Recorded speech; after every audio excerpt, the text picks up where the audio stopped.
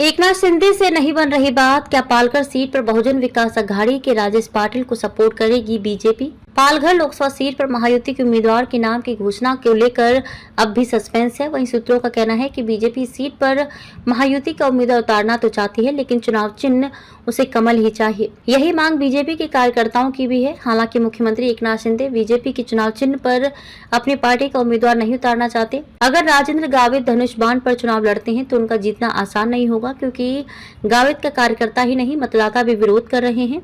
खासकर पालघर के ग्रामीण इलाकों में उनके प्रति काफी गुस्सा है। माना जा रहा है कि बीजेपी बहुजन विकास अघाड़ी को समर्थन देगी। पालघर सीट पर 20 मई को मतदान होना है, लेकिन अब तक यहां महायुति के उम्मीदवारों के नामों की घोषणा नहीं हुई है। अब तक महाविकास अघाड़ी की ओर से शिवसेना उद्धव की भारती कामडी को उम्मीदवार घोषित किया गया है और उनका प्रचार अभियान जोरों पर चल रहा है।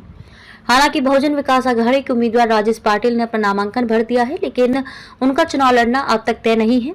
पार्टी अध्यक्ष हितेन ठाकुर ने कहा कि उनके और भी उम्मीदवार नामांकन भर सकते हैं। सीट पर शिंदे गुट से विवाद, बीजेपी भी उनके पक्ष में नहीं है। बीजेपी कार्यकर्ताओं का कहना है कि सीट किसी के भी खाते में जाए, लेकिन चुनाव चिन्ह कमल होना चाहिए। शिंदे बीजेपी के चिन्ह से किनारा कर रहे हैं। गावित का दावा है कि इस बार भी उम्मीदवारी उन्हें ही मिलेगी, इसलिए बीजेपी सुरक्षित रास्ता अपनाते हुए बहुजन विकास अघाड़ी के उम्मीदवार को समर्थन दे सकती है। बविया के लोकसभा क्षेत्र में 3 विधायक हैं। हालांकि बीजेपी और बविया की तरफ से अब तक कोई आधिकारिक बयान नहीं आया है। प्रकाश अम्बेडकर का एमवीए पर निशाना। इधर वंचित बहुजन अघाड़ी वीवीए के अध्यक्ष प्रकाश अम्बेडकर ने शिवसेना यूबीटी के प्रमुख उद्धव ठाकरे से पूछा है कि क्या वे चुनाव के बाद भी महाविकास अघाड़ी और इंडिया अलायंस के साथ रहेंगे। उन्होंने कहा कि उन्हें इस बात से संदेह है कि परिणामों के बाद भी उद्धव की निष्ठा राज्य में एमवीए और राष्ट्रीय स्तर पर इंडिया अलायंस के प्रति बनी रहेगी। अम्बेडकर ने ठाकरे को चुनौती दी कि वे लिखित में आश्वासन दें कि जून के पहले सप्ताह में चुनाव परिणामों के बाद भी वे कांग्रेस एमवीए को समर्थन देना जारी रखेंगे। उन्होंने शिवसेना यूबीटी से भी औपचारिक प्रतिबद्धता की मांग की है कि वे आगामी महाराष्ट्र विधानसभा चुनाव तक एमवीए का अंग बनी रहेंगी। एमवीए में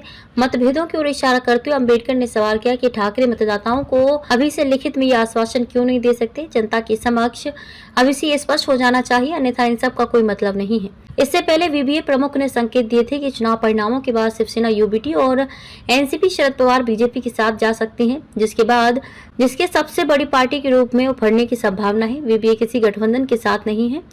वह राज्य की 48 में से 45 सीटों पर चुनाव लड़ रही है। उसने एमवीए में शामिल होने की कोशिश की थी, लेकिन बात नहीं बनी। पिछले सप्ताह उसने एक भी मुस्लिम उम्मीदवार को टिकट न देने के लिए एमवीए विशेषकर कांग्रेस की आलोचना की थी।